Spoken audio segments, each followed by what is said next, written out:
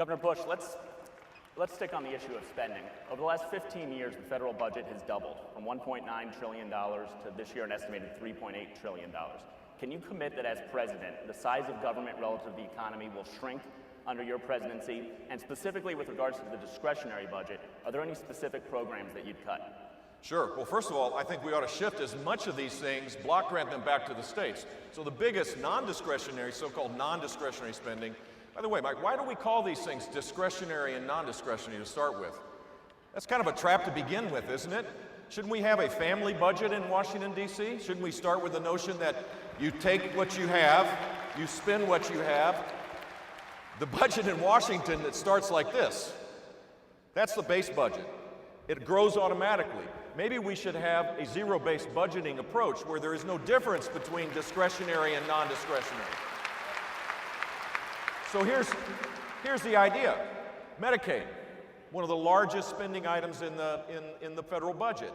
It's non-discretionary because it's an entitlement. Fine, why don't we block grant it back to the states? Let Governor Haley pick how she wants to create an insurance program for the poor. In Florida, I did that. We said we'll take this money at a far lower rate of growth, 2% instead of 6 or 7%, and we created our own Medicaid program that the beneficiaries liked a lot more. They got to choose plans. They got benefits when they could take the premium and go to a private provider. If they made the healthy lifestyle decisions, they got additional monies to continue to do healthy lifestyle things. And the net result was we saved a lot of money for the government, outcomes were better, and people had choices and they were empowered to make those kind of choices.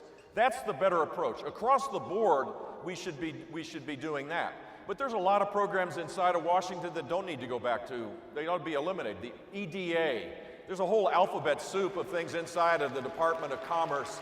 It worked maybe 50, 60, 70 years ago, but in this dynamic economy that we're living in, we don't have to have government support for economic development. It's kind of an oxymoron. All of the Department of Energy grants for trying to pick winners and losers in the energy market, that really worked out well.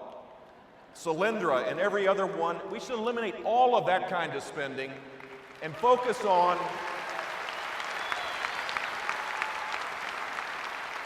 frankly, if you had to pick the one thing, and I hope you guys support this, in South Carolina, the most veteran-friendly state other than maybe Florida, I hope that you would say that we need to support our veterans and support our military and support our counterintelligence capabilities. That is where we should be spending our money and reforming the things that create the huge out-year cost, our entitlement problems, and then all the rest of it should be challenged in a zero-based budgeting kind of way. That's what I think is the proper approach to doing this. And wherever possible, let's apply the 10th Amendment again the right way. Let's shift power back to the states and let them decide how they build their roads, how they educate their kids, how they provide social welfare system around the people that truly need it.